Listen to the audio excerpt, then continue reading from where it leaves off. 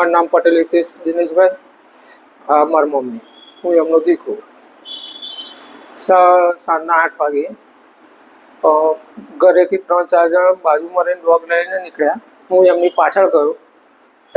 કાલે જે અમે વાડ કરી એના તોડવા બાબતે એ લોકોએ કકરાટ કર્યો અને પછી એ 3 જઈને બીજા બધાને લઈને આવ્યા. મારામારી કરી અને પથ્થરમારો કર્યો.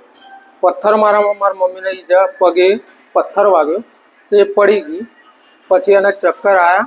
ચક્કર આવીને હું જીબી હોસ્પિટલમાં લઈ ગયો. જીબી હોસ્પિટલમાંથી એમને એક્સરે કરાવવાનું કીધું. ત્યાંથી અમે શિફ્ટ થઈને શિવાલિકમાં આવ્યા. શિવાલિકમાં એક્સરે કરાવ્યો અને ચક્કરના વોમિટિંગના લીધે મારી મમ્મીને એડમિટ કરવી પડી.